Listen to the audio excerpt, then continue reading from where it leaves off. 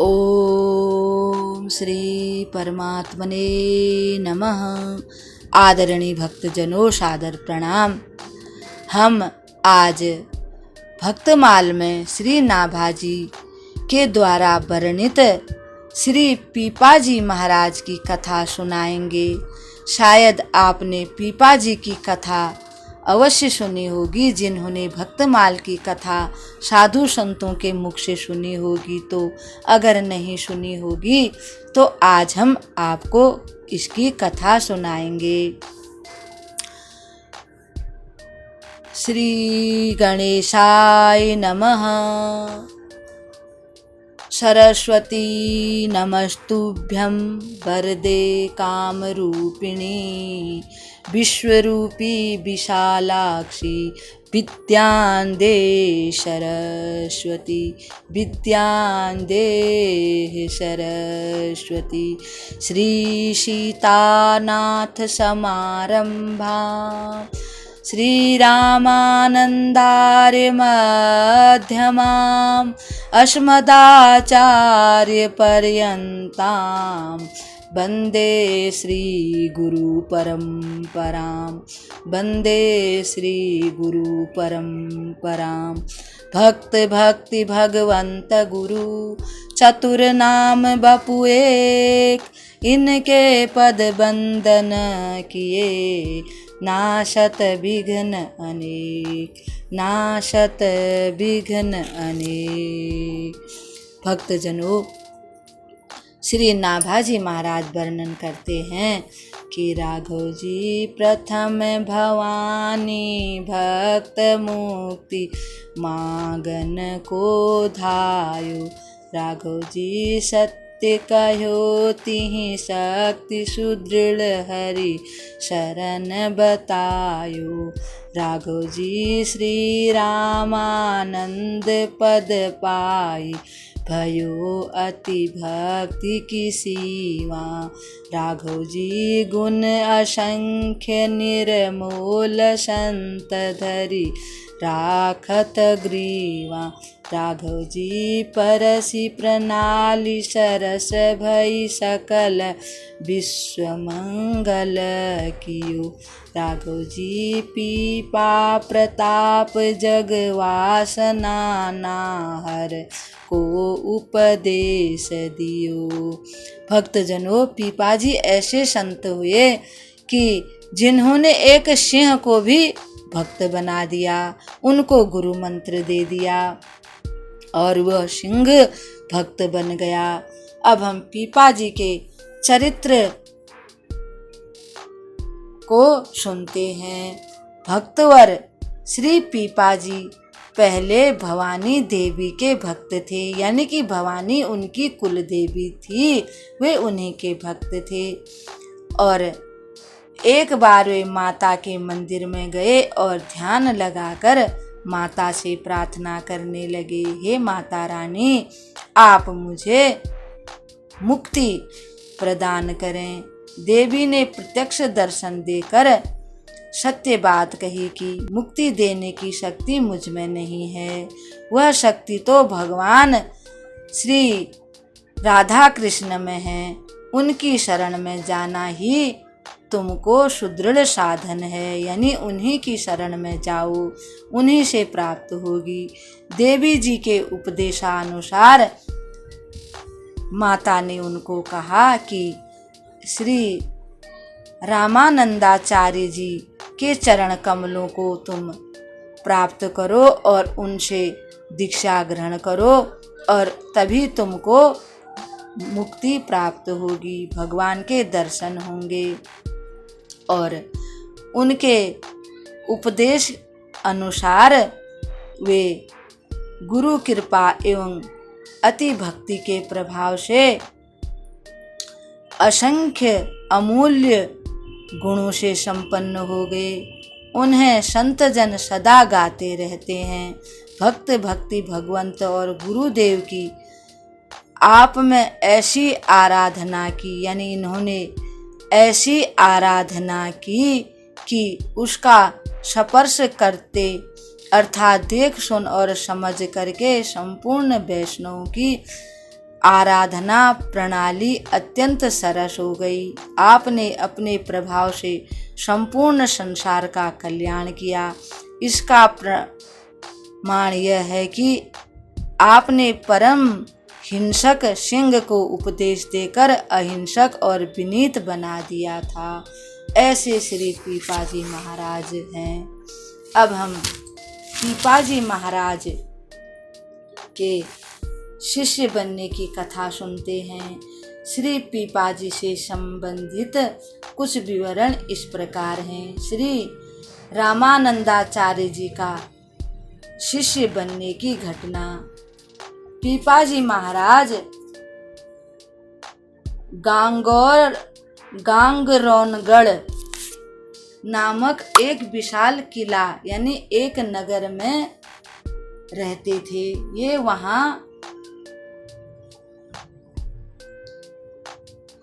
ये गांगरोनगढ़ के राजा थे और देवी के बड़े भक्त थे।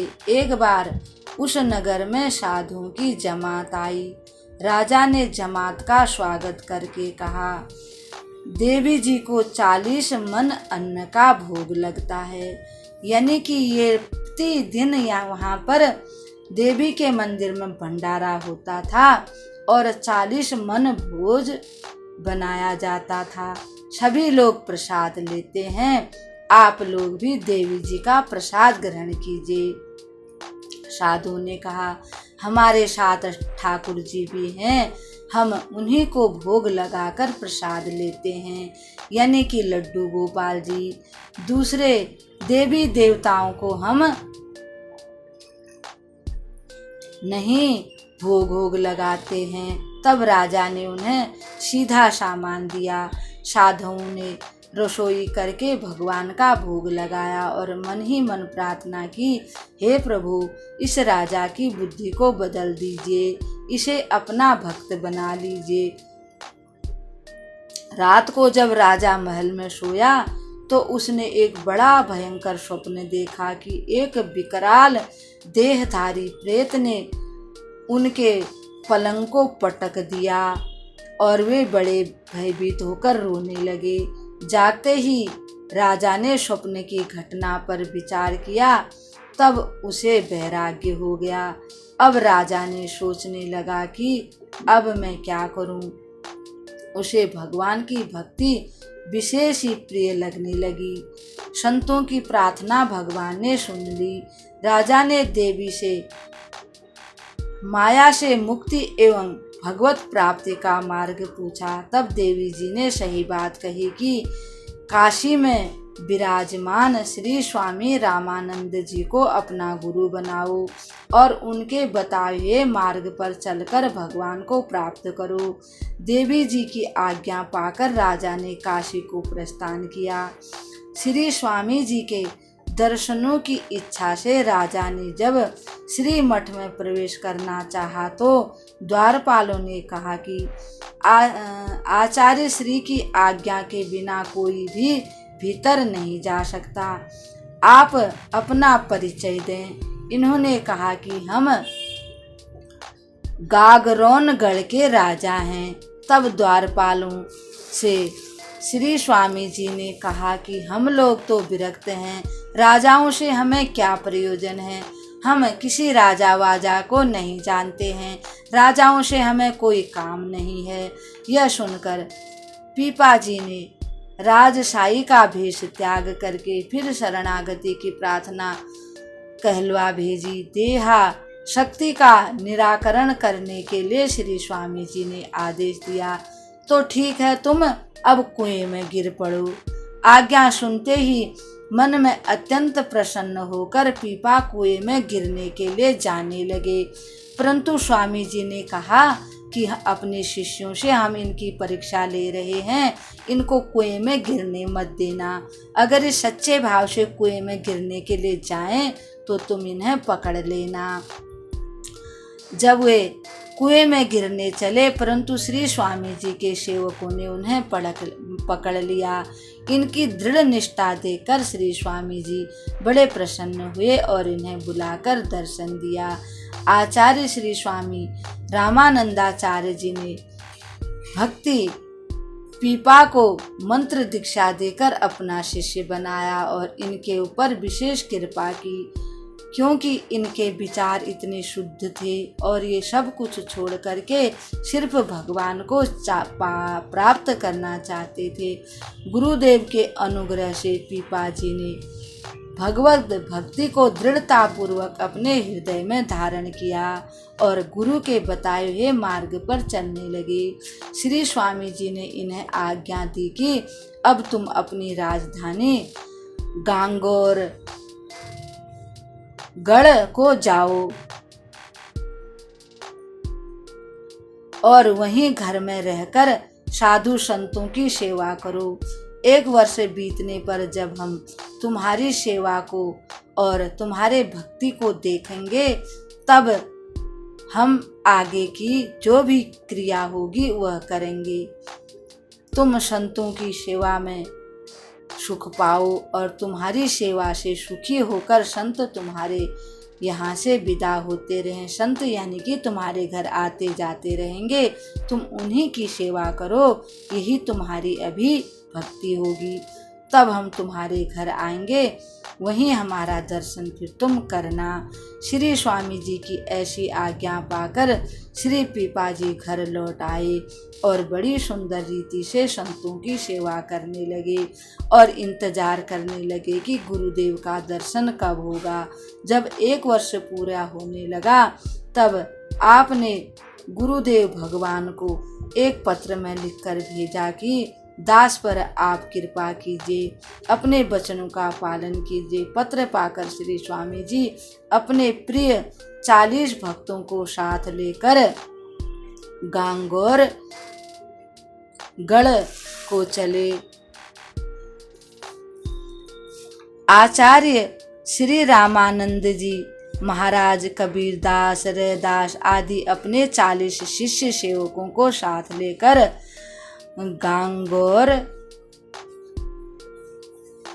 गढ़ के निकट पहुँचे। श्री गुरुदेव के शुभागमन का समाचार पाते ही पीपा जी पालकी लेकर आए। आपने स्तुति करके गुरुदेव को तथा सभी साधुओं को अलग अलग दंडवत प्रणाम किया। उत्साहपूर्वक बहुत सा धन मोहरे निछावर करके लुटा करके समस्त समाज को अपने राजभवन में पधराया।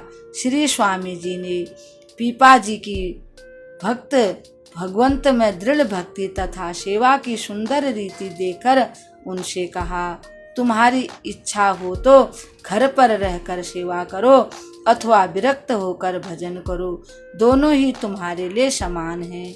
श्री गुरुदेव में तथा उनकी आज्ञा में विश्वास करके उनके श्री चरणों में पड़कर पीपा जी ने प्रार्थना की कि अपने चरणों में ही रखिए। श्री पीपा जी जब घर छोड़कर श्री स्वामी जी के साथ चलने को तैयार हुए, तब उनकी सभी 20 रानियां भी उनके साथ चलने के लिए तैयार हो गई, क्योंकि उनकी 20 रानियां थी।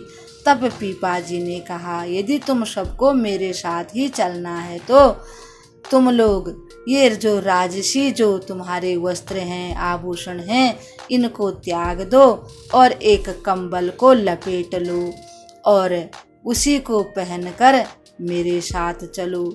साधु से वेश धारण करके चलो। ऐसा त्याग वे नहीं कर सकी।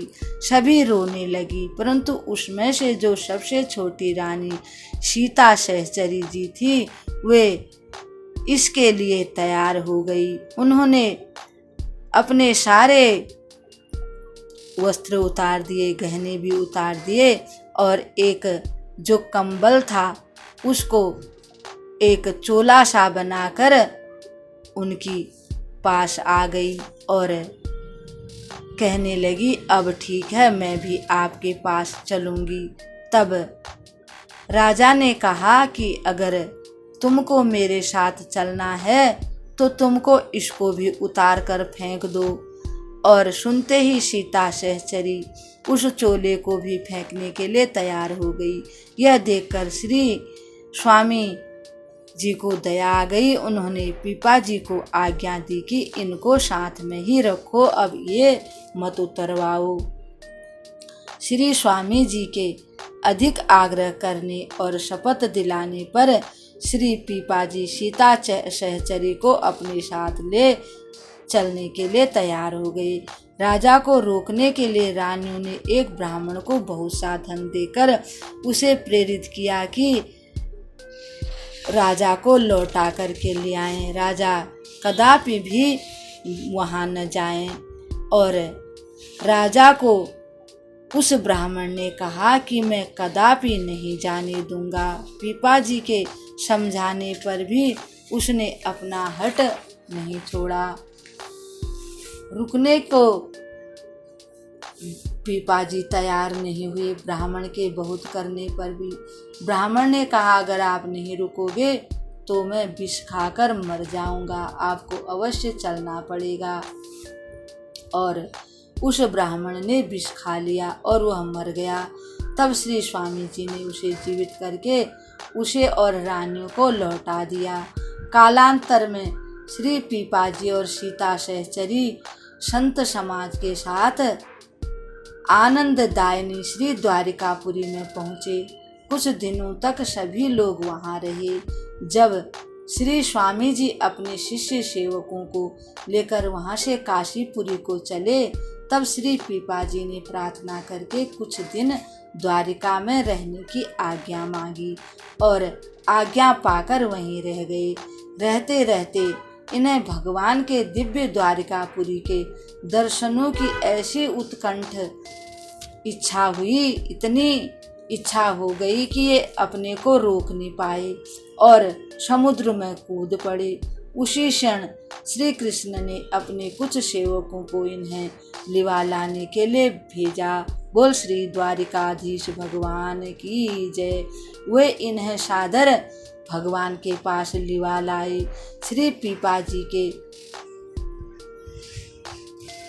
श्री पीपाजी ने जब भगवान को देखा वे बड़े प्रसन्न हो गए। श्री पीपाजी ने दिव्य द्वारिका दर्शन किया। भगवान श्री कृष्ण बड़े प्रेम से मिले और फिर सीता सहचरी समेत श्री पीपाजी आनंद सहित 7 दिन तक वहाँ रहे। 7 दिन बाद भगवान श्री कृष्ण ने इन लोगों को इस दिव्य द्वारिका से उस द्वारिका को जाने की आज्ञा दी, परंतु ये वहाँ जाना नहीं चाहते थे।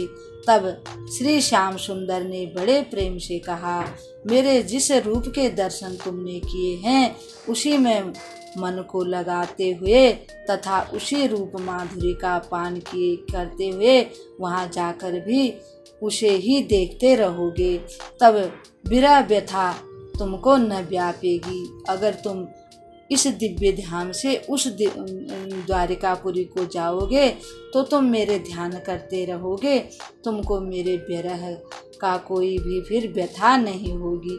यदि तुम लोग नहीं जाओगे तो संसार में भक्त और ऐसे भक्त डूब गए हैं, यह जो कलंक लग जाएगा मेरे ऊपर वह कैसे मिटेगा। इसके पश्चात भगवान के द्वारा दी गई शंख चक्र की छाप तथा भगवान की आज्ञा आपने स्वीकार की। भगवान स्वयं भक्तवर श्री पीपाजी और सीता सहचरी को पहुंचाने के लिए चले। समुद्र के बाहर तक पहुंचाकर आप भगवान अपने दिव्य धाम को लौट गए। सपत्नीक श्री पीपाजी जब समुद्र से निकलकर तट पर आए तो लोगों को एक विचित्र बात देखी। लोगों को आश्चर्य हो गया कि ये समुद्र से दोनों वापस आ रहे हैं, परंतु इनके वस्त्र सूखे हैं, गीले नहीं हो रहे हैं। ये कैसी अनोखी लीला है। परंतु हृदय प्रेम से सराबोर हो गए और जिन लोगों ने समुद्र में कूदते हुए इन्हें देखा था उन्होंने पहचान लिया और सभी लोग आकर इनके चरणों में लिपट गए। श्री पीपाजी ने भगवान की दी हुई शंख चक्र की छाप लोगों के शरीर पर लगाई। द्वारिका में आपके दर्शनों के लिए नित्य भारी भीड़ होने लगी। तब सीता सहचरी ने श्री पीपाजी को समझाकर कहा कि अब यहाँ से कहीं अन्यत्र चलो जहाँ भगवान के भजन में बाधा ना हो।